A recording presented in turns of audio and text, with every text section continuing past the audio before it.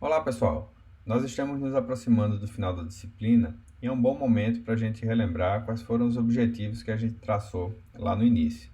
Então, de forma bastante superficial, os objetivos mais essenciais, mais importantes que a gente poderia elencar seriam a gente aprender a criar uma base de dados relacional, a gente definir as constraints dessa base de dados, a gente conseguir manipular os dados que estão armazenados nessa base, ou seja, inserir, atualizar, remover. A gente aprender a fazer boas consultas nessa base, né, consultas mais básicas e consultas mais complexas também. A gente aprender a fazer modelagem conceitual, saber fazer o mapeamento da modelagem conceitual, né, para o modelo relacional, entender as regras de normalização e considerar quando é importante aplicá-las. Só que tem muitas outras coisas que existem nos SGBDs, muitos outros recursos, que a gente acaba que não tem um espaço suficiente na disciplina para a gente ver em tantos detalhes. Mas a gente vai cobrir aqui, eu vou passar de forma um pouco mais superficial em muitos desses pontos, tá? Porque alguns deles, inclusive, são objeto de estudo de outras disciplinas, tá?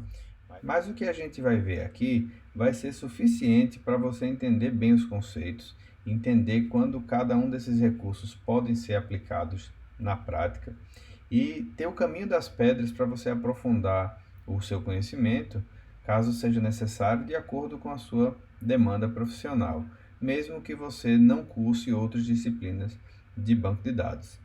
Ok? Então vamos lá, pessoal. Bem, os primeiros recursos ou funcionalidades para apresentar para vocês seriam as assertions e as triggers. Na verdade, ao longo da disciplina, eu mencionei algumas vezes a existência dessas funcionalidades, mas a gente nunca parou para estudar de fato elas. Então, começando pelas assertions, né, que são chamadas de assertivas em português, elas nada mais são do que uma espécie de check, onde você pode verificar atributos de várias tabelas. Porque lembrando que o check, você define ele como uma constraint de uma determinada tabela e você só consegue verificar atributos daquela tabela. Então, há situações, a gente viu em alguns roteiros práticos, onde a gente quer fazer uma verificação de um atributo de outra tabela, porque tem impacto na forma como a gente armazena um dado naquela tabela que a gente tem em mãos. Então, como a gente não consegue fazer isso com check, a gente pode usar essas assertivas. O problema é que nem todo SGBD implementa assertions. Mas, quando você precisa de uma assertion, se o seu SGBD não implementa essa funcionalidade, você pode resolver isso usando as triggers também. As triggers não são simplesmente checks que verificam várias tabelas. Elas possuem um poder muito maior do que isso. Tá? Mas você pode adaptar o uso delas para isso. E o que são essas triggers? Né? Elas são chamadas de quê? De gatilhos em português.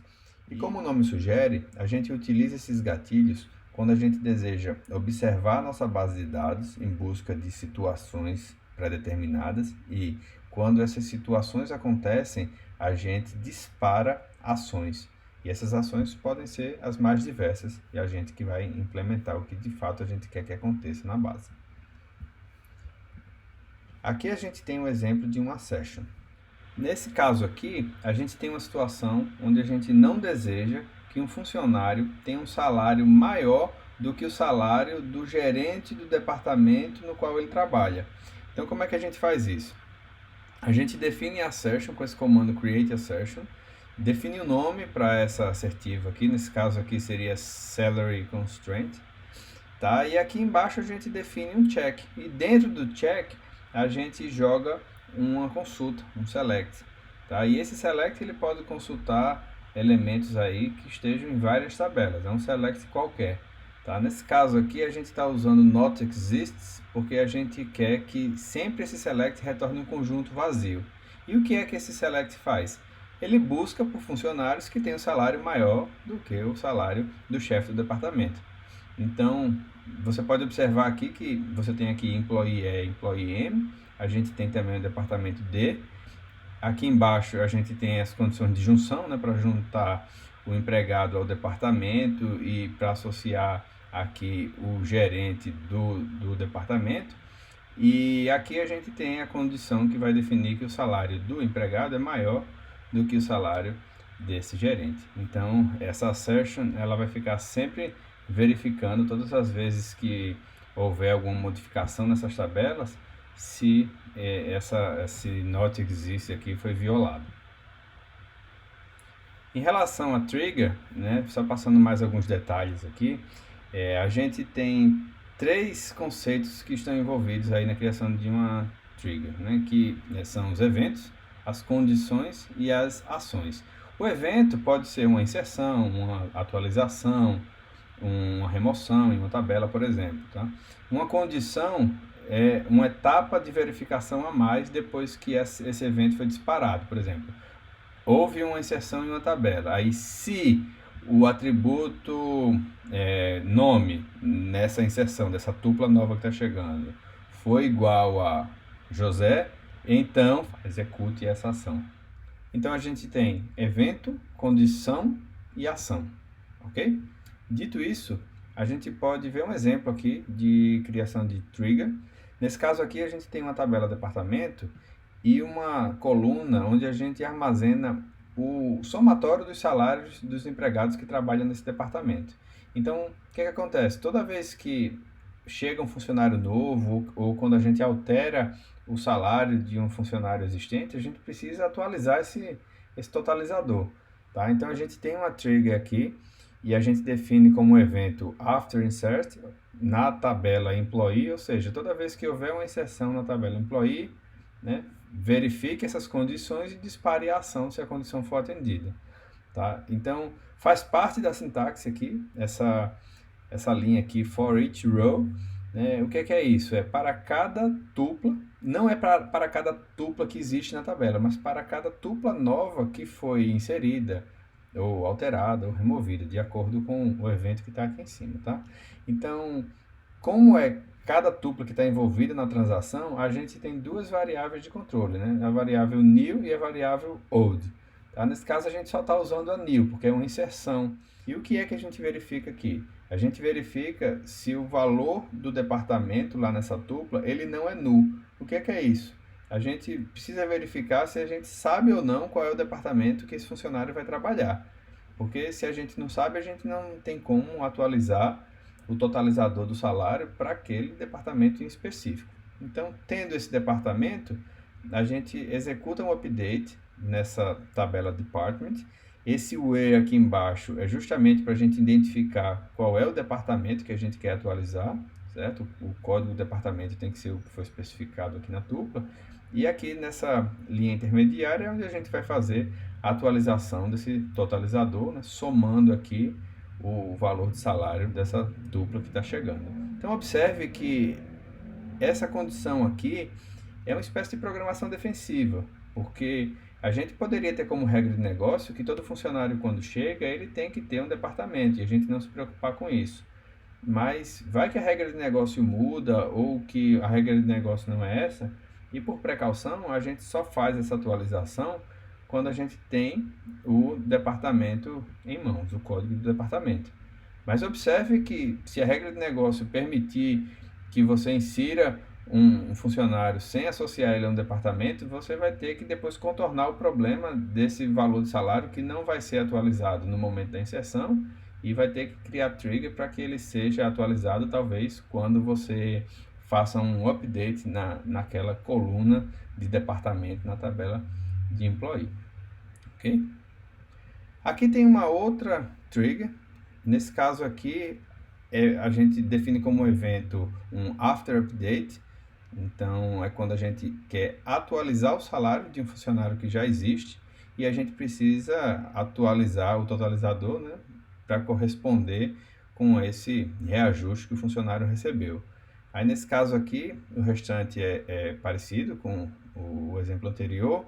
A diferença aqui é que a gente soma o novo salário, mas a gente precisa subtrair o salário anterior. E a gente faz isso usando as 2 variáveis, new e old, certo? Onde new é a tupla que está sendo lançada para substituir a tupla anterior e old é a tupla que está atualmente lá na base de dados. ok?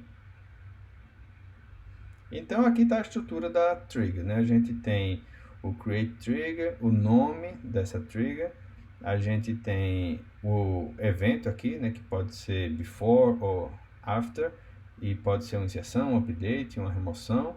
Aqui a gente tem a condição, você pode especificar quaisquer condições aqui, né? Que você achar prudente aqui, achar coerente, e aqui embaixo a ação que vai ser executada. Tá?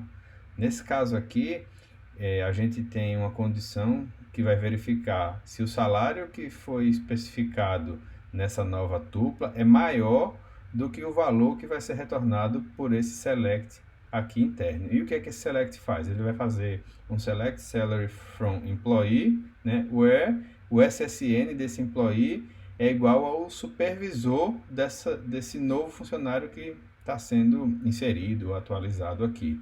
Então, na prática, ele vai buscar aqui o salário do supervisor desse funcionário. Então, se o salário for maior do que o do supervisor, ele vai ter que executar essa ação. Aí, o que essa ação vai fazer aí está encapsulada dentro de uma função, de um procedimento, né? A gente chama de Stored Procedure, né, no jargão de banco de dados. E aí dentro tem um bloco de código que vai executar várias ações no banco de dados. Tá? A gente pode ignorar o que é que exatamente isso faz por enquanto, mas dá para entender aqui a estrutura básica de como isso funciona, e dá para perceber também que a gente pode encapsular parte do código dentro dessas procedures ou de funções, a gente vai ver mais adiante, tá? Para deixar a trigger mais enxuta e também para promover o reuso de código, né? Porque esse inform supervisor ele pode ser chamado em outros lugares também, em outras triggers, por exemplo. Okay? Então aí tem os dois capítulos, né? Para quem quiser se aprofundar nesse assunto. A gente tem o capítulo 7, que tem algumas coisas aqui relacionadas a assertion e triggers, e o capítulo 26 tem mais detalhes sobre triggers na seção aqui de banco de dados ativos. Bem, pessoal, outro recurso que a gente vai conhecer são as views, as visões. Né? O que é que são essas views? As views são tabelas virtuais. A gente tem as nossas tabelas aqui armazenadas no banco de dados, e a gente pode especificar uma consulta, por exemplo, que vai selecionar alguns elementos dessa tabela aqui, vamos chamar aqui de T1, T2, até Tn. Então, a gente vai fazer uma consulta, por exemplo, que vai selecionar dados dessa tabela T2, ou seja, a gente vai fazer o que aqui? Um select. E esse select vai dar origem ao que? A uma outra tabela, sempre assim, né? Só que nesse caso aqui, é um select especial que a gente define ele como uma visão, tá? Aí aqui vai dar origem a uma tabela que eu vou chamar ela de V1, tá? É uma visão. E como é que a gente faz esse select especial? A gente usa o comando create view, tá? Então a gente usa create view, aí faz as, e especifica aqui o nosso select. Feito isso, a gente vai ter essa tabela aqui. E como essa tabela vai poder ser usada e quando? Essa tabela ela vai poder ser usada da mesma forma como você usa as outras. Então você vai poder especificar aqui uma consulta select, asterisco, from V1, where, qualquer coisa aqui. Tá? Então você considera essa tabela aqui agora como se fosse qualquer outra tabela. Tá? Inclusive você pode fazer junções, você pode juntar aqui V1, T2, certo? E aí colocar condições de junção aqui para juntar essas duas tabelas aqui. Só que observe que toda vez que V1 é referenciado, o que é que acontece? Essa consulta aqui, ó, ela é executada. Então, na prática, é como se você tivesse uma consulta aninhada aqui. Só que isso facilita, muitas vezes, a organização aqui das suas consultas. Ao invés de você ter consultas muito grandes, por exemplo, você ter umas visões e usar essas visões aqui nas suas consultas. Perguntas. Você pode, por exemplo, juntar aqui mais de uma tabela nesse select, né, e fazer aqui from T1, T2 e dar origem a essa view V1 aqui e aqui usar T22, por exemplo, usar essa V1, que é um select que foi executado nessas duas, e juntar aqui com uma outra tabela lá, qualquer, pode. Você pode fazer qualquer dessas coisas aí, não tem nenhum problema, ok? Bem, então vamos aqui para os conceitos, né? A gente diz que uma view é uma tabela derivada de outras tabelas. Pelo que a gente viu no exemplo, está bem claro por que a gente fala isso, né? A gente diz também que tabelas que originam a view são chamadas de tabelas de definição. Nesse caso aqui, seriam essas tabelas aqui, T1, T2, T3 até Tn, né? Porque essas tabelas elas estão fisicamente armazenadas e a gente referencia elas aqui quando a gente define as views, quando a gente cria as views. Então, são as tabelas de definição. Elas também são chamadas de tabelas base, são essas tabelas que estão fisicamente armazenadas. E a gente diz que uma view ela é considerada virtual, por não ser necessariamente populada. Observe que uma view ela é definida através de um select aqui, de uma consulta. Obviamente, essa consulta ela pode ter um resultado vazio, tá? Mas não é necessariamente por isso que a gente diz que essa tabela ela é virtual. Porque se você observar, uma tabela base, ela também pode ser definida e não tem em algum momento dados ali armazenados. Quando a gente fala que ela não é necessariamente populada, a gente está dizendo que a gente não está reservando um espaço de armazenamento físico para aquela tabela e para os dados que correspondem àquelas tabelas. Ou seja, você pode ter uma view com 100 tuplas, mas ela não está populada fisicamente, ok? Aqui tem dois exemplos de criação de views.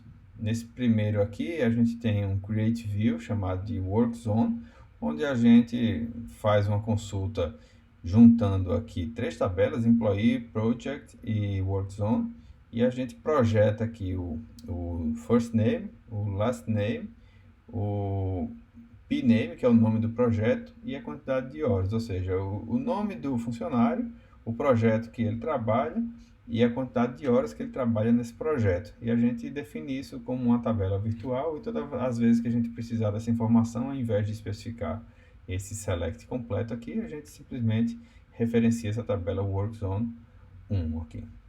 E a gente tem uma outra view que é criada com estrutura um pouco diferente aqui. Nesse caso, a gente não só especifica o nome da view, mas também nomes para os atributos. A gente usa essa sintaxe aqui para fazer isso. Então, a gente vai ter uma view com 3 atributos. Esses atributos vão ser resultados da projeção aqui desses 3 atributos aqui que são originados dessas tabelas base, department e employee, certo?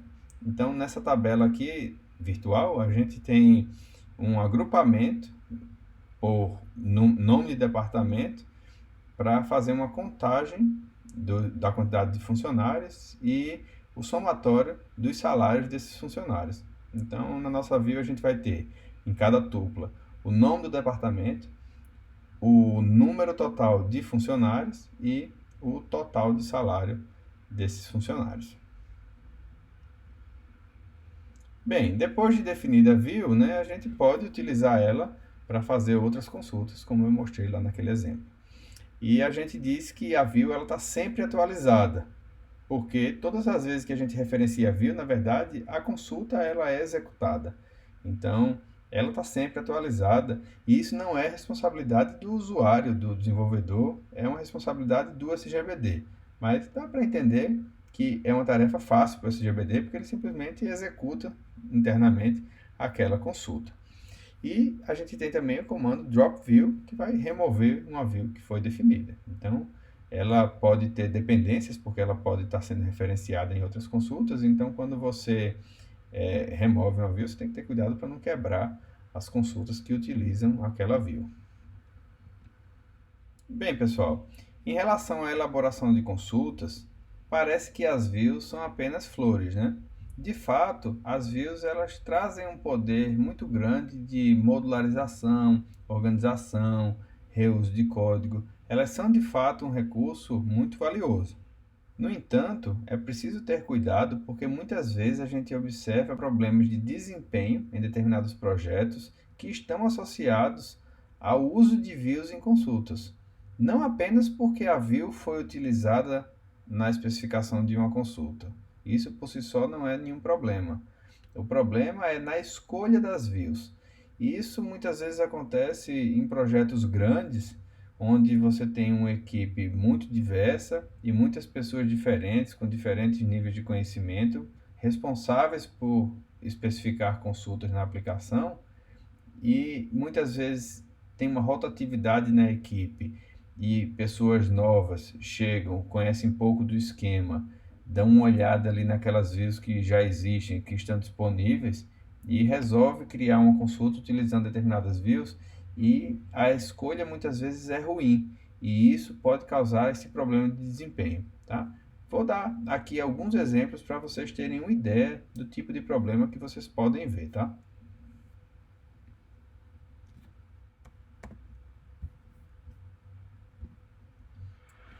Bem, então suponha que você é recém-chegado em um projeto e aí te pediram para especificar uma consulta que vai retornar o ID de um projeto, o nome do projeto, o primeiro nome de um determinado funcionário que trabalha no projeto e a quantidade de horas que esse funcionário trabalha.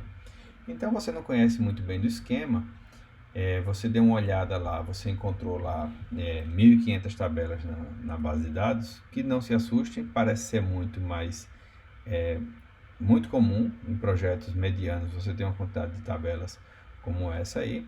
Então você encontrou lá uma view que tinha um nome bem interessante. A view era View Proj Amp. Então você pensou, isso aqui deve já ter o que eu preciso aqui, deve ter esses relacionamentos aqui entre projetos e empregados. Aí dei uma olhada na view e tinha tudo isso aqui, ainda tinha mais algumas coisas, por exemplo, tinha um DNAME, DNO. Então, esse DNO seria o número do departamento lá que gerencia esse projeto e aqui o nome desse departamento. Então, você olha assim e faz, isso aqui resolve minha vida, né? Tem tudo que eu preciso. Então, você faz um select nessa view e você faz aqui um select. Você projeta aqui os atributos que você precisa, né? São esses 4 aqui. Né? E faz from V1, ok? E talvez mais alguma condição aqui. Aí observe que isso parece ter sido excelente, né? Porque você deixou a sua consulta muito mais enxuta, né? Você reusou algum código, alguma view que já estava pronta lá. Mas na verdade você fez uma coisa muito ruim aqui, porque essa view aqui, para ser criada, ela vai fazer uma junção a mais do que você precisa, porque aqui você iria juntar a tabela de employee e a tabela de projeto. Mas agora você também está juntando a tabela de departamento. Tá? Isso é um exemplo bem inocente, né, do que pode acontecer, mas é muito comum ter coisas desse tipo. Tá? Você vai fazer junções desnecessárias. Essas junções podem ser extremamente custosas. Isso sendo usado repetidamente pode ser um gargalo muito sério em um projeto. Então você imagina uma consulta que você precisa especificar e que você decide usar 10 views que você encontrou e mistura com outras tabelas. Então observe que você precisa ter bastante cuidado quando for elaborar uma consulta que utiliza views, para não selecionar views que impactem negativamente a execução da sua consulta. Esse caso onde a gente tem mais junções do que o necessário nas views que são utilizadas é um exemplo clássico, Mas existem outras situações, talvez menos inesperadas, mas que podem vir a acontecer e você precisa de experiência e de atenção para julgar se aquelas views realmente estão impactando negativamente na sua consulta.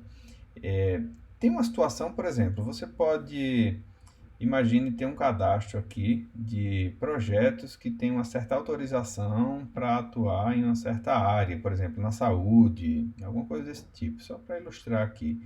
Então, você teria uma tabela que ia armazenar um par de valores aqui, que seria um Proj ID, seria o ID desse projeto que tem autorização, e aqui é o código da autorização, ok? E aqui você teria aqui o projeto 01, tem o código tal, tal, tal. Aí você tem o código 12, outro projeto tem esse código, projeto 20 tem esse código. Então, qualquer projeto que esteja aqui é um projeto autorizado para atuar nesse setor. Tá? Se ele não está aqui é porque ele não é autorizado. Então, esse tipo de tabela, ela é muito usada com a junção natural com outras tabelas. Você pode juntar, por exemplo, uma tabela como essa, com essa aqui, utilizando junção natural, e veja que esses dois atributos eles têm o mesmo nome, e quando você faz essa junção natural, o que vai acontecer é que você vai filtrar as tuplas que estão nessa tabela aqui de cima, você vai aplicar um filtro, e você só vai retornar aqui as tuplas que correspondem a algum desses projetos que estão aqui, ok? Então você faz essa junção natural e chama isso de uma view,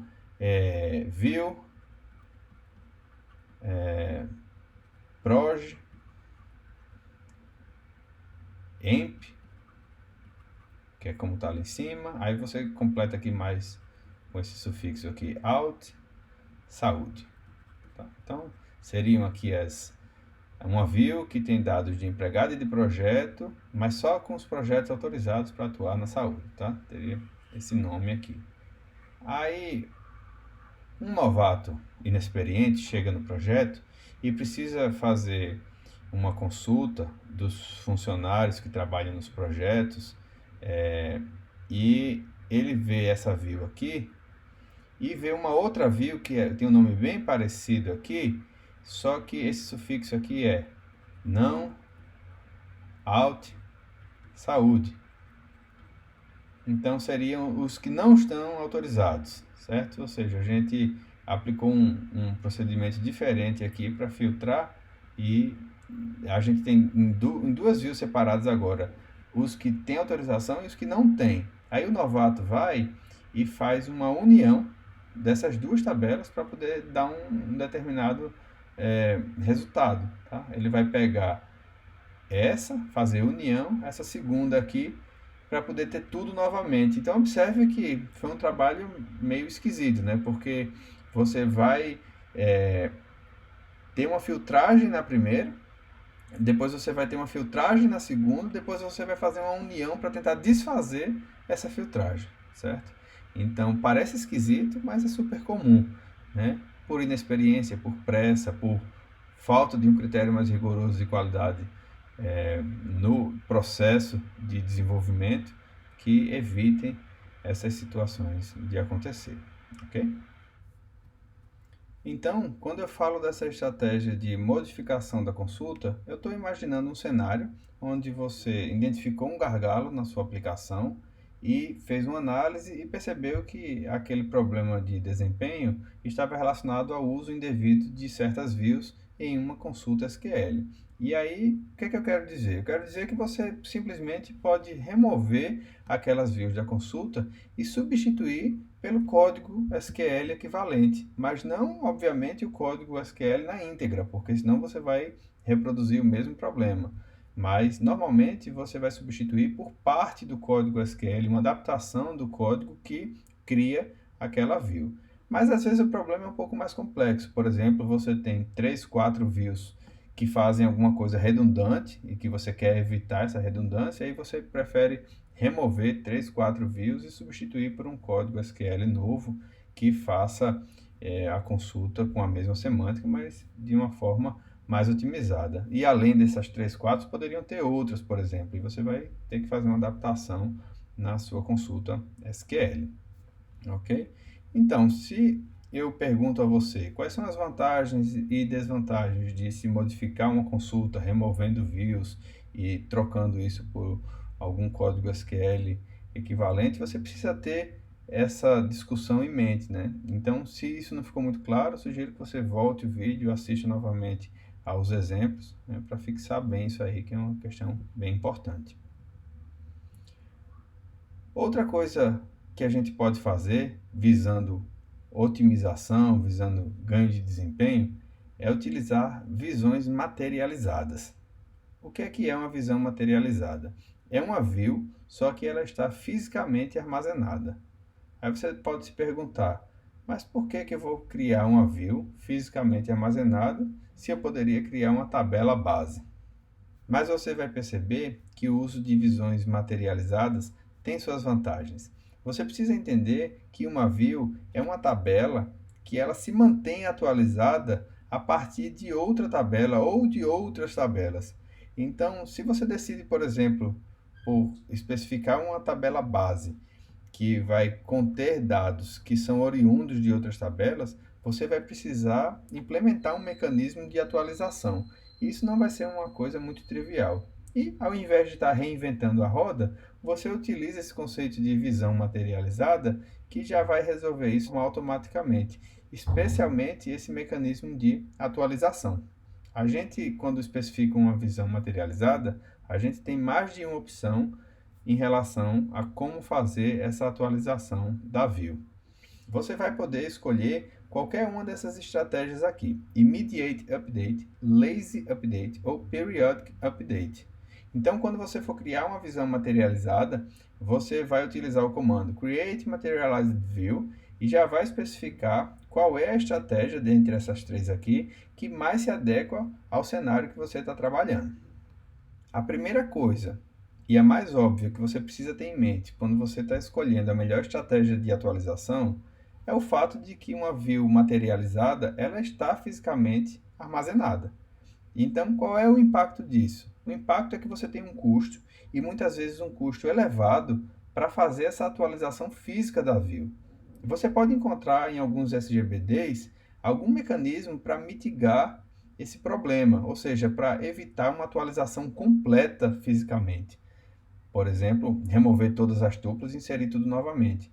Mas muitas vezes isso é inevitável. Então você tem que ter isso em mente e tem que escolher a estratégia que reduza esse custo de atualização física, mas considerando a sua necessidade de acesso a dados.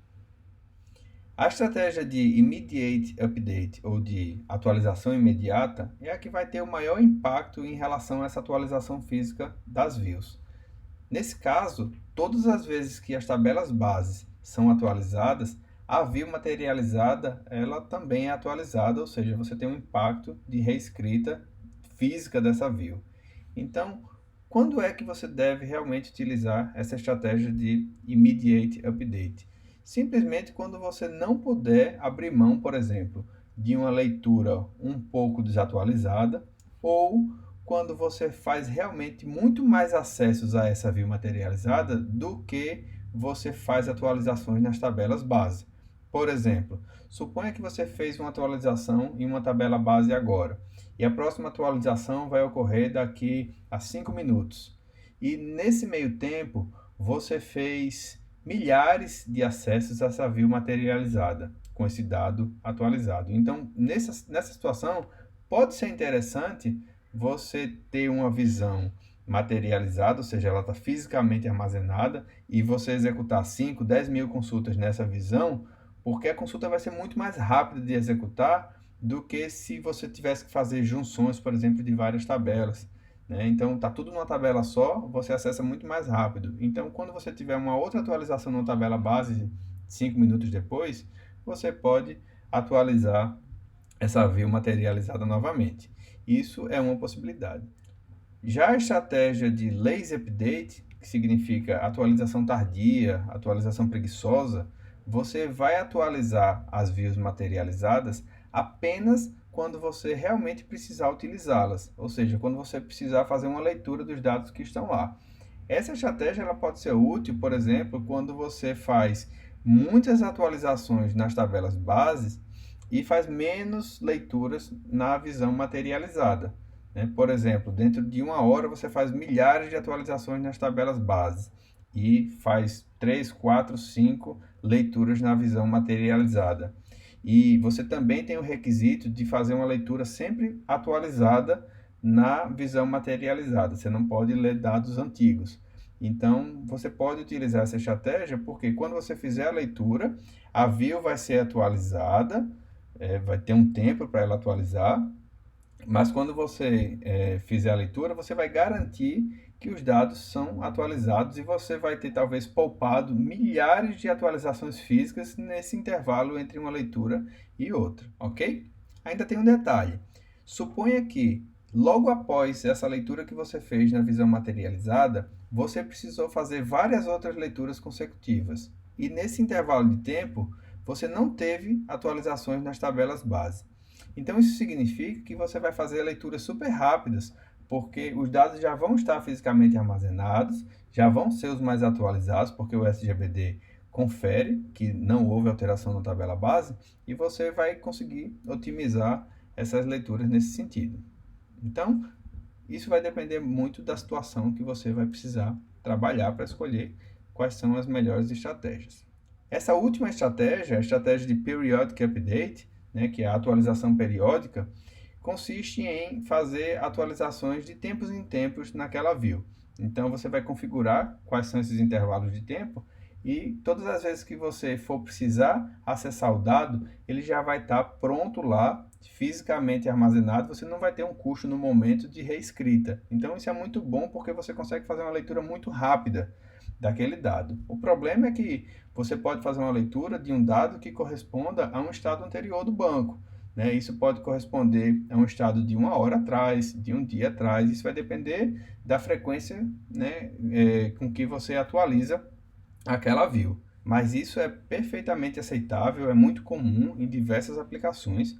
Suponha que, por exemplo, você tem um sistema para uma rede de lojas, né, com diversas filiais, diversas unidades espalhadas em várias cidades, e que você gostaria de diariamente coletar dados estatísticos sobre as vendas por região, as vendas para um determinado tipo de produto, e aí você quer que isso seja rápido de acessar, porque observe que essas consultas elas podem ter um certo custo de execução, né, por causa do volume de vendas, por exemplo.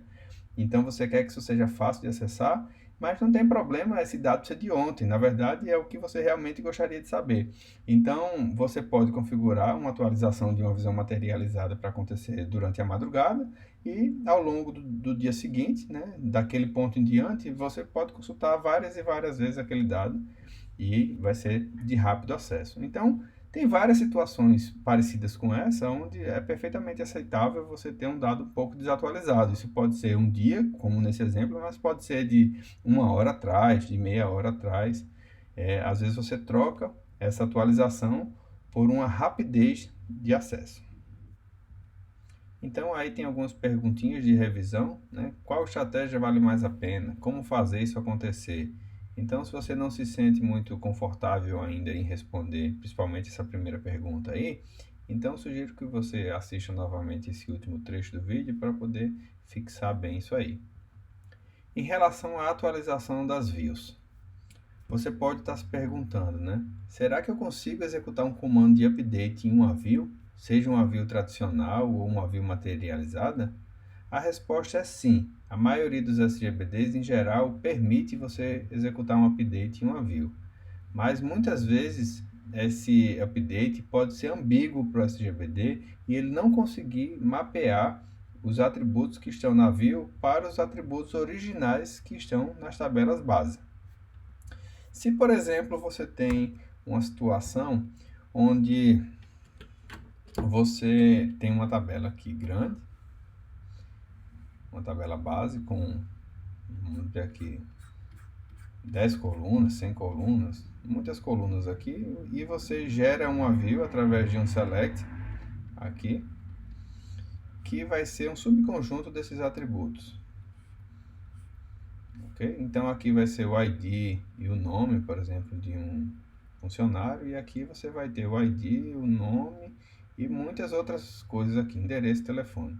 Então, Supondo que isso aqui é uma view, se você fizer um update nessa view aqui para atualizar o nome do funcionário aqui, estava José, ele tem um ID 222. Então, se você faz uma atualização nesse nome aqui, né, filtrando pelo 222, o SGBD em geral consegue mapear aqui para a tupla original, né, que tem aqui o 222, e fazer essa atualização.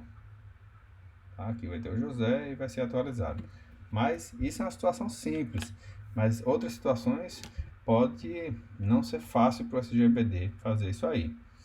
Aqui tem um cenário bem interessante, né? Onde a gente tem aqui uma tabela chamada tab X e uma tabela tab Y. A tab X tem dois atributos, x1 e x2. E a tab Y também dois atributos, y1 e y2. Então a gente tem 4 inserts aqui, onde a gente inseriu esses valores aqui, 1,99, 1 menos 1 e 1 menos 99, né? Para x1 e x2, aqui nesses dois primeiros, e aqui embaixo nos dois últimos aqui para y1 e y2. Aí considere essa consulta aqui, select y2, x2, de tab x e tab y, onde x1 é igual a y1. O que é que essa consulta vai fazer? Ela vai verificar onde x1 é igual a y1. Observe que x1 e y1 sempre tem esse mesmo valor 1 aqui. Então, ela vai gerar todas essas combinações aqui de y2 com x2. Então, ela vai pegar menos 1 com 99, tá aqui a primeira tupla, menos 1 com 1, tá aqui a segunda tupla. Aí, menos 99 com 99 e menos 99 com 1, certo? Então, a gente tem essas 4 tuplas aqui. Suponha que eu use essa consulta para gerar uma view. E depois eu queira fazer uma atualização na view, por exemplo, em relação ao valor de y2. Aí, observe que vai ser difícil de eu mapear agora qual é a tupla aqui desse y2 que corresponde à única tupla de y2 que tem esse valor aqui. Então, eu só tenho uma tupla desse lado que tem esse valor de menos 1. Tá? E aqui eu tenho duas tuplas agora com esse valor de menos 1. Porque se eu quiser fazer uma atualização, por exemplo, atualize o x2 quando o y2 for menos 1. Então, você vai achar aqui o y2 e qual é o x2 que você vai atualizar, dessa primeira tupla ou dessa segunda tupla. Né? Você vai atualizar esse 1 ou vai atualizar esse 99. Então, são situações que o SGBD não consegue mapear, nem mesmo a gente, né? Então, fica difícil para ele poder fazer essas atualizações. Então, evitem atualizações de views, né? Ou façam só realmente quando for situações muito diretas, como aquele outro exemplo anterior, né, que eu desenhei aqui. Tem mais umas situações aqui onde você não deve fazer atualização. Uma delas é quando você utiliza funções de agregação ou agrupamento, porque você não consegue mapear de volta quais são os valores originais. Então, suponha esse exemplo aqui que a gente vinha discutindo, onde você tem esse cadastro aqui de funcionários, né, com ID, nome, e aqui você tem uma coluna aqui que é o código do departamento onde esse funcionário trabalha. Então, você cria uma view, né, a partir desse select, só que nesse select você vai fazer um count, tá? E vai agrupar aqui por esse valor aqui, DNO. Então, você vai fazer aqui um select count from employee, group by, e vai colocar o DNO. E esse resultado aqui, desse novo select, né, essa nova view que você vai ter, por exemplo, você pode projetar aqui o código, tá? E a quantidade. Você pode colocar um nome aqui, QTD, por exemplo, certo? E aí você vai ter aqui o departamento 2 tem 500 funcionários, o departamento 4 tem 800, e assim por diante. Então, imagine você querer fazer um update nessa view aqui e atualizar a quantidade. Atualize de 500 para 501 a quantidade. Isso é estranho demais de você imaginar, né? Porque só se você conseguisse incluir uma tupla aqui e criar um funcionário para essa quantidade aumentar. Então, pessoal, observe que não faz muito sentido, né, querer fazer atualizações como essa aí. Outro tipo de atualização que não faz sentido é quando você quer atualizar um atributo que, na verdade, ele é derivado, ele é calculado em função de outro atributo que está na tabela base. Então, suponha, por exemplo, que você tem uma tabela base com uma data de nascimento e que você utilizou essa tabela para gerar uma view e no select que você fez para gerar, você aproveitou e converteu essa data de nascimento em uma idade. Então, você querer pegar a view e fazer uma atualização dessa idade, por exemplo, aumentar de 87 anos para 88, você não espere que o SGBD vá conseguir mapear de volta e atualizar aquela data de nascimento. Até porque esse é um exemplo bem simples, né? Mas a transformação pode ser bem mais elaborada aí e o SGBD ele não vai fazer esse mapeamento reverso, não. Uma outra utilização interessante para View é você esconder atributos ou tuplas, né, de certos usuários. Aqui eu tenho um exemplo bem simples, onde eu crio uma view chamada de dept5emp, né, que são os funcionários do departamento 5. Né, e ela é criada a partir dessa consulta que retorna exatamente isso. Né, são os funcionários aqui onde o DNO igual a 5. Observe que fazendo isso, eu vou estar gerando uma tabela que só tem esse subconjunto de tuplas da tabela principal. E eu posso dar permissão de acesso a determinados usuários a essa view, e esses usuários eles podem não ter acesso à tabela principal de employee. E observe que ao invés de filtrar tuplas, eu poderia simplesmente também filtrar colunas, ou seja, projetar aqui, ao invés de asterisco, projetar um subconjunto dos atributos que tem aí na tabela employee. E quando eu falo de usuários, são os usuários do SGBD. Esse usuário ele pode ser, por exemplo, uma aplicação. Então, suponha que você é o administrador do banco de dados e contratou alguém para fazer um aplicativo, né, que vai exibir algumas informações dos empregados. E aí, essa tabela empregado, ela tem 150 atributos. E o desenvolvedor do aplicativo só vai usar uns 7, 8 atributos desses. Então, você cria uma view, né? Seleciona um subconjunto desses atributos e aí dá permissão de acesso apenas a essa view para o desenvolvedor, né? Que você protege os seus dados e faz com que ele tenha tudo que ele precisa para desenvolver o aplicativo. Aqui tem o capítulo 7, né, para vocês estudarem, né, que tem uma seção específica sobre views. Outro recurso poderoso que a gente tem aí nos SGBDs são as functions e as procedures, né, as funções e procedimentos. Né? Isso é equivalente ao que a gente já conhece das linguagens de programação. Né? A gente define um algoritmo, um bloco de código aí dentro dessas funções e a gente pode reusar em determinadas situações. A diferença, né, entre uma function e uma procedure é que a function tem um retorno e a procedure não tem. Né? O restante é equivalente. A gente tem o nome aqui da function ou aqui o nome da procedure, né? Tem um conjunto de parâmetros. Aqui no caso da function tem o retorno, aqui na procedure não tem. E a gente pode fazer declarações aqui de variáveis e especificar o corpo, né, da função ou da procedure. Né? E no caso da função, aqui a gente tem que retornar alguma coisa. Aí a gente pode implementar o que a gente quiser. A gente tem à disposição estruturas condicionais, laços, e a gente implementa isso usando uma linguagem chamada de PL/SQL. Né? PL vem de Programming Language, né? É uma linguagem baseada no SQL. Então, quando é que a gente pode utilizar funções e procedures? Quando é que elas são úteis? Né? Por exemplo, se um SGBD ele é acessado por vários aplicativos. Nesse caso aí, você pode estar escondendo detalhes do seu esquema da base de dados para os desenvolvedores desses aplicativos, né, de forma que você apenas forneça um conjunto de funções que realizam consultas nessa base de dados e que são consultas que são suficientes para que esses aplicativos sejam desenvolvidos. Né? Suponha que você terceirize esse serviço, por exemplo, então você consegue evitar que pessoas em excesso tenham acesso a detalhes do esquema desnecessariamente.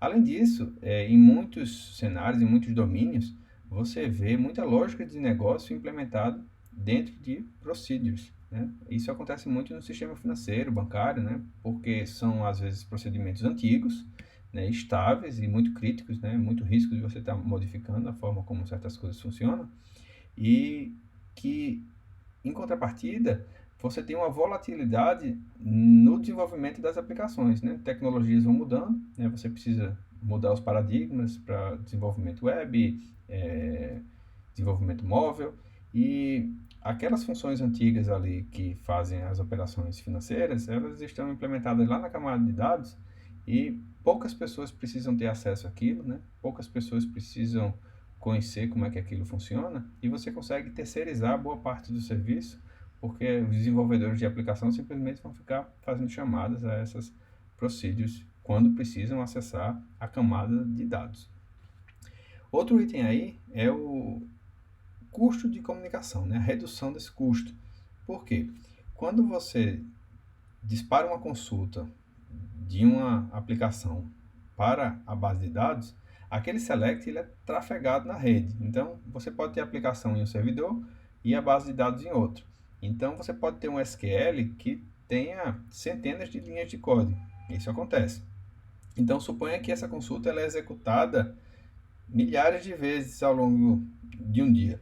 Então, você vai ter aquele dado trafegando indevidamente na rede, desnecessariamente na rede, né? Então, você pode usar apenas uma chamada, uma função, né? Que você vai enxugar isso aí e trafegar menos dados. Principalmente se aquela mesma consulta for utilizada por várias aplicações diferentes, né? Que acessam essa base de dados, né? Seria uma mistura dos dois primeiros itens aí.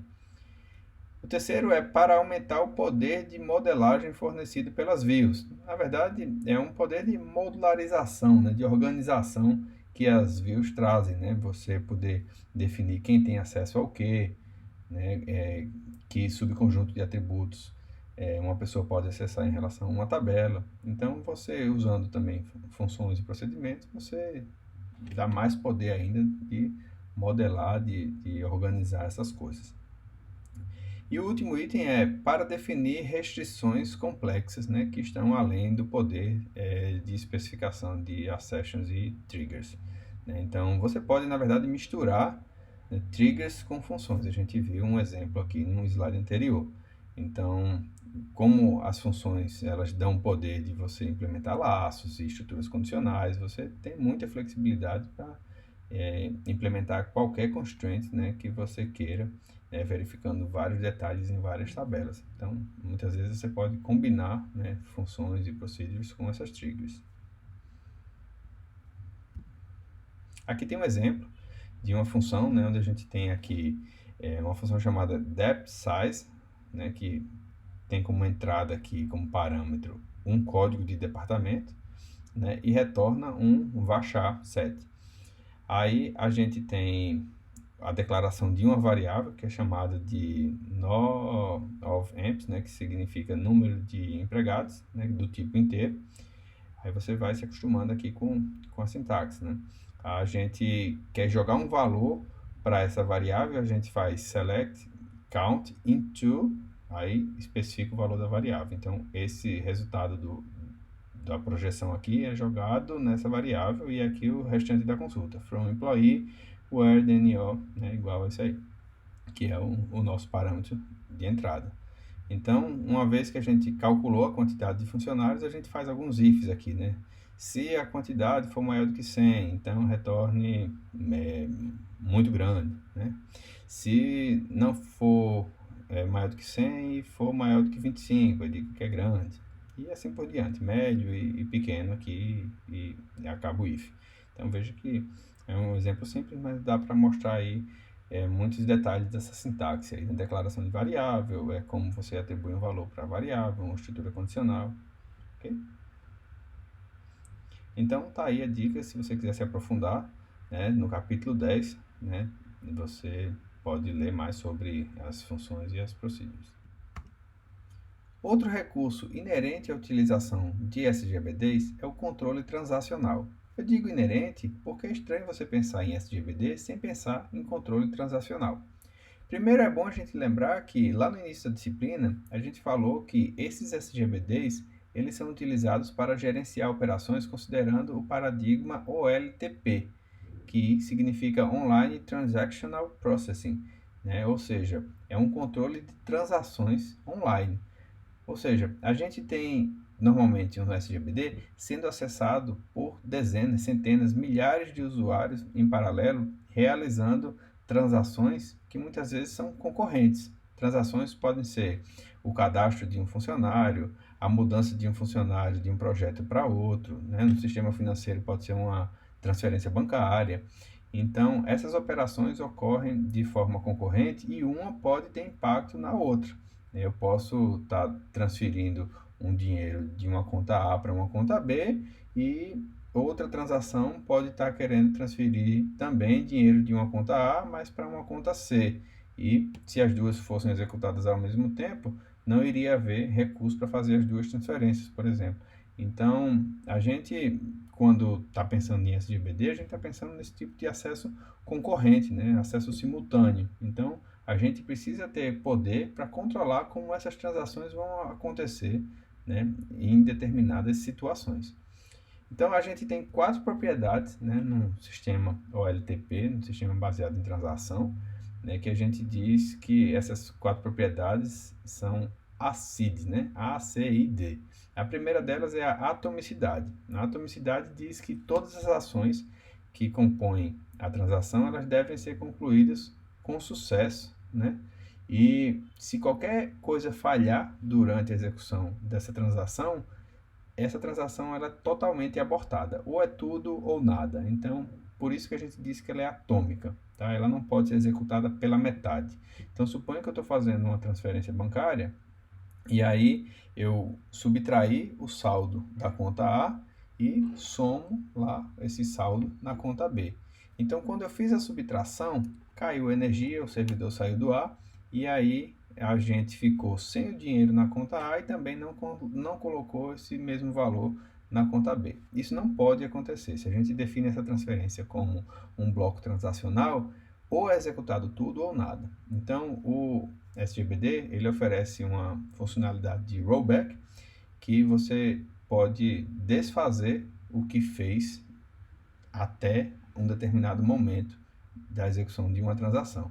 Então, quando tem qualquer falha, esse rollback ele é acionado automaticamente e tudo que foi feito até aquele momento é desfeito. Tá? A outra propriedade é de consistência, né? Então, ela diz que uma transação ela deve levar o banco de um estado consistente a outro estado consistente. E o que é um estado consistente? Um estado que respeite todas as constraints que a gente tem especificada ali na base. Então, suponha que você tem um cadastro de funcionário que todas as vezes que você apaga um departamento, se aquele funcionário era ligado ao departamento, você seta null lá no campo de departamento do funcionário. Então, suponha que você apagou o departamento lá na tabela de departamento e aí teve um problema, uma falha antes de setar null nessa tabela de empregado. Então, a transação vai ser abortada e vai deixar o banco no estado inconsistente. Isso não pode acontecer. Então, o SGBD ele traz essas garantias, né, para você quando você está trabalhando com sistemas transacionais. A terceira propriedade é a de isolamento, né, que diz que cada transação funciona de forma independente, né? Uma transação não deve interferir na execução da outra. Essa última propriedade é a de durabilidade. Ela diz que os resultados de uma transação são permanentes e podem ser desfeitos somente por uma transação subsequente. Quando eu falei aqui da propriedade de atomicidade, eu disse que, se a gente está no meio de um bloco transacional e acontece qualquer falha, o SGBD dispara uma operação de rollback que vai desfazer tudo que tinha feito até então naquele bloco transacional. Porém, quando nenhuma falha é verificada, aquele bloco transacional ele é executado com sucesso e isso é efetivado através de uma operação que o SGBD faz, que é chamada de commit. Então, quando é executado o commit, aquele conjunto de operações, eles são efetivados e tornam-se duráveis, né? Não dá mais para desfazer, somente se a gente fizer uma outra transação que vá reverter aquilo que foi feito pelaquela transação anterior. Então estão aí os comandos para a gente definir um bloco transacional. A gente tem um comando inicial, que é o begin work, né, ou start transaction, né, que vai definir o início do bloco. Dentro do bloco a gente pode fazer leituras de tabelas, a gente pode fazer inserções, remoções, atualizações, e no final a gente faz o commit para efetivar aquele conjunto de operações que foram realizadas dentro do bloco.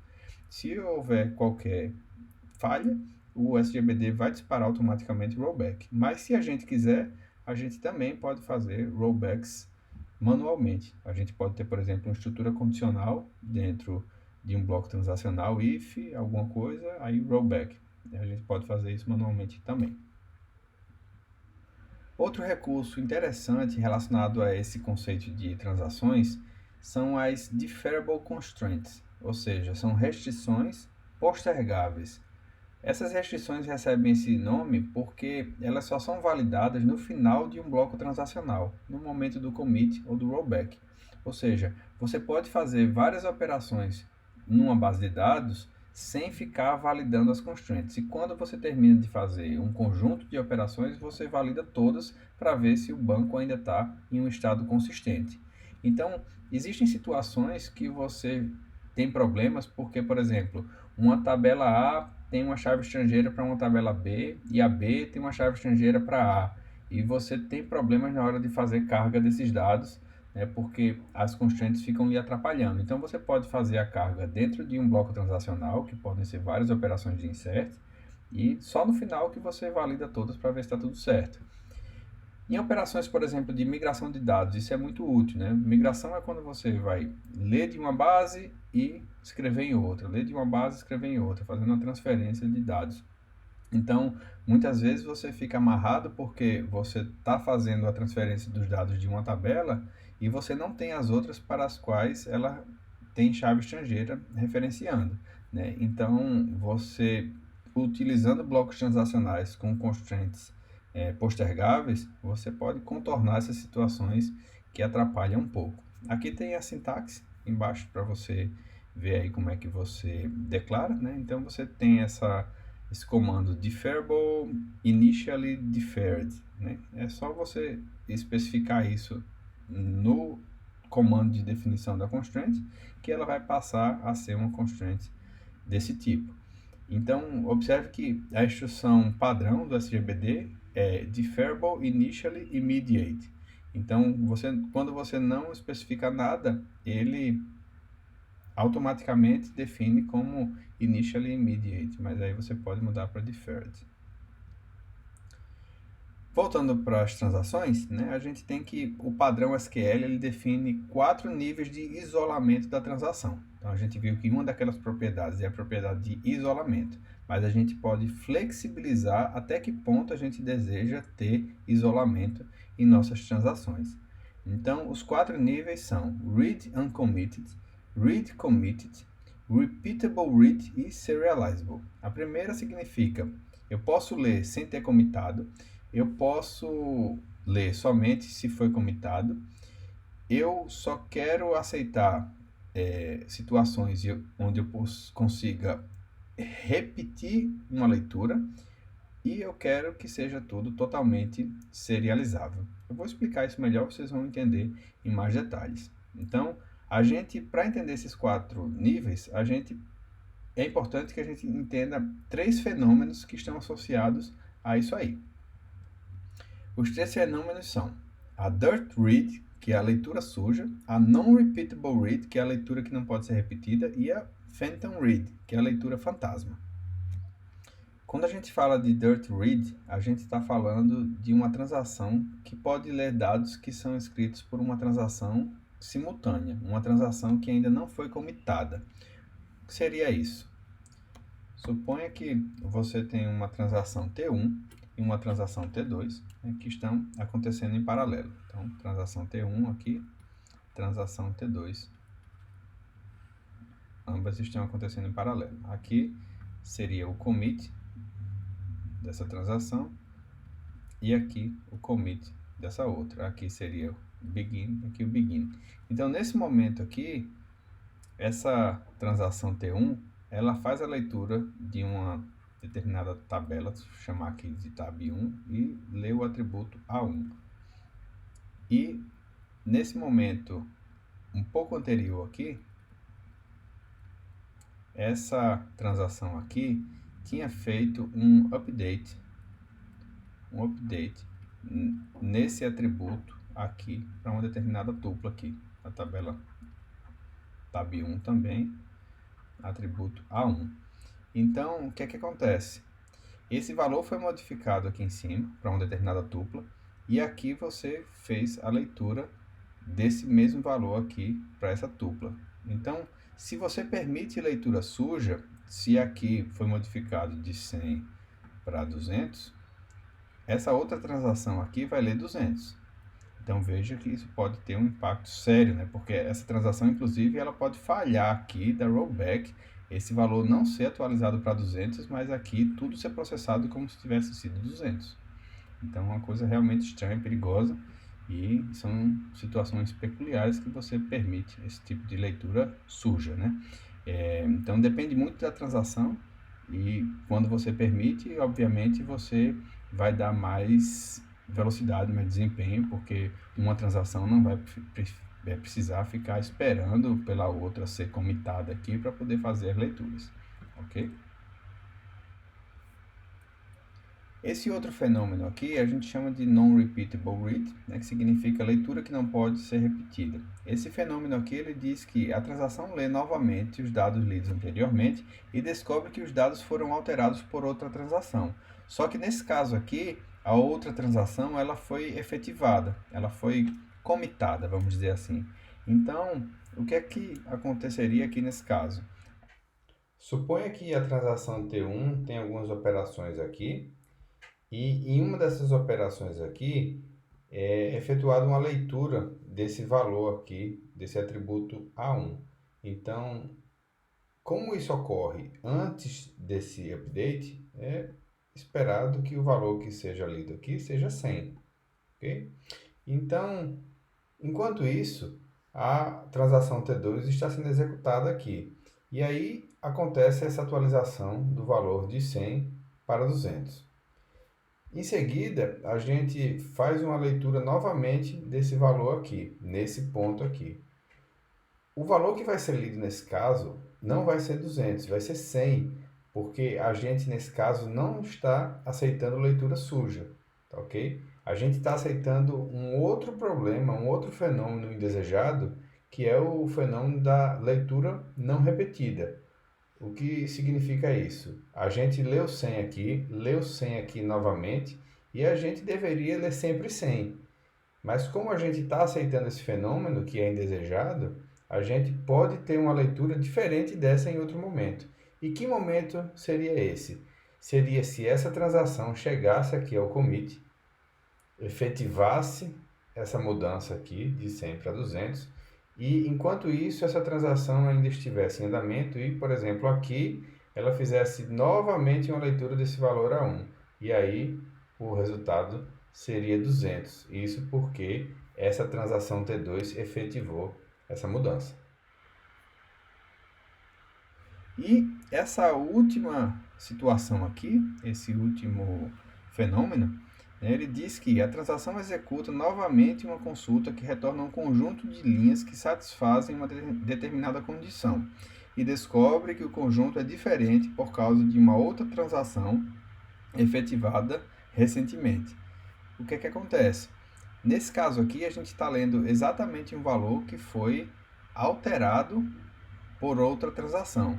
Mas a gente poderia não estar lendo esse mesmo valor, mas estar fazendo uma consulta que a mudança desse valor impacta nela. Por exemplo, se a gente estivesse fazendo aqui uma contagem dos funcionários que têm salário maior do que R$ 180 por dia. Então, vamos supor que esse valor seja o salário diário do funcionário. Então, quando a gente muda de 100 para 200, os valores que vão ser retornados aqui, as tuplas que vão ser retornadas nessa outra transação vão ser diferentes. A quantidade de tuplas vai ser diferente.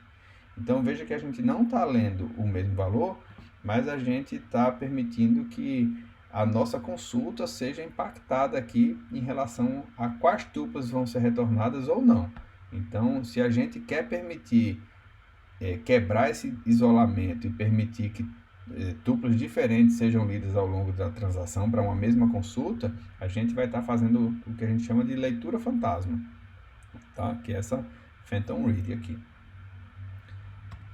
Então, em relação aos níveis de isolamento, a gente pode fazer essa tabela aqui e a gente definir em relação a esses três fenômenos. Então, quando a gente fala que a gente quer o nível de isolamento aqui, Read and Committed, ele é o mais frouxo, ele vai permitir tudo, ele vai permitir a leitura suja, a Non-Repeatable Read, vai permitir essa Phantom Read aqui. Se a gente só quer aceitar leitura efetivada, né, committada, a gente não vai aceitar esse fenômeno aqui do Dirt Read, mas note que a gente ainda aceita os outros dois. E assim sucessivamente. Se a gente impõe aqui que a gente só quer leitura repetida, a gente não quer ser afetado por esse fenômeno do Non-Repeatable Read, a gente ainda vai ser afetado pelo problema aqui do Phantom Read. E, por fim, a gente pode definir como Serializable, que é o nível mais rigoroso de isolamento, né, onde uma transação que manipula um determinado conjunto de tabelas só é executado quando uma outra transação em andamento termina, né, se essa outra transação também utiliza esse mesmo conjunto de tabelas. Então, nesse caso aqui, a gente tem que é serializable. Então, o que o SGBD faz, ele faz um bloqueio das tabelas que estão sendo utilizadas na transação, é o que a gente chama de lock. Né? Então, se você tem uma transação que utiliza as tabelas T1, T2 e T3, e uma outra transação inicia que vai utilizar as tabelas T1, T5 e T6, veja que a tabela T1 está sendo utilizada pelas duas. Então, a primeira transação vai fazer um lock dessa tabela e vai impactar na segunda, que vai ficar presa lá esperando a transação 1 acabar. Então, fica tudo serializado. Tá aí a dica para quem quiser se aprofundar, entender melhor como é que funciona esse mecanismo de controle transacional. A gente tem aí o capítulo 20 do nosso livro. E por fim, a gente tem recursos relacionados à segurança, né? A gente tem os comandos grant e revoke, né? Eles são similares aos comandos de concessão e revogação de privilégios que a gente tem no Linux, né? Então, aqui a gente tem alguns exemplos de como a gente pode utilizar esses comandos. Aqui a gente faz um grant, insert, delete, ou seja, a gente dá permissão de inserção e remoção na tabela employee, aqui on employee, e também nessa tabela department, para quem? Para o usuário A2. A gente faz aqui nesse segundo exemplo um grant select, ou seja, dá permissão de consulta nessa tabela aqui, que poderia ser, por exemplo, um view, né, para o usuário A3, né, with grant option. Esse with grant option permite que esse usuário A3, ele passe para frente esse mesmo privilégio, ou seja, ele concede esse mesmo privilégio de leitura nessa view aqui para outros usuários. É importante notar que se eu revogo depois com o comando revoke essa permissão aqui, os outros usuários que tiveram a permissão concedida por ele também perdem esse acesso. Nesse terceiro exemplo, eu tenho aqui Grant Update on Employee Salary to A4. Então, a gente estaria concedendo a permissão para fazer update nessa tabela Employee, só que não na tabela toda, apenas nesse atributo salário aqui. E a gente está concedendo isso para esse usuário A4. No quarto exemplo, eu tenho uma situação onde eu vou revogar uma permissão de remoção nesta tabela para o usuário A2. Eu aqui em cima dei a permissão de fazer inserção e remoção, e aqui eu revoguei e vou deixar ele apenas com permissão de fazer inserção. E nesse último exemplo, eu vou estar dando uma permissão para criação de tabelas para o usuário A1. Então veja que eu tenho várias situações aí onde eu posso estar controlando isso. Isso é muito interessante quando eu combino isso com views, né? Então, eu crio uma visão que tem um subconjunto de atributos, um subconjunto de tuplas, por exemplo, e concedo algum tipo de permissão para um determinado conjunto de usuários. capítulo 30 aborda esse tópico de segurança para quem quiser conhecer mais detalhes. Então, pessoal, esse é o último slide aqui da nossa aula. Espero que todos tenham gostado, né? Foi muita coisa de uma vez só, eu sei, mas eu acho que deu para dar uma boa noção, né, de várias coisas que a gente tem de recurso no SGBD. Tem o caminho das pedras aí para quem quiser se aprofundar. Espero que todo mundo tenha gostado, então até o próximo vídeo.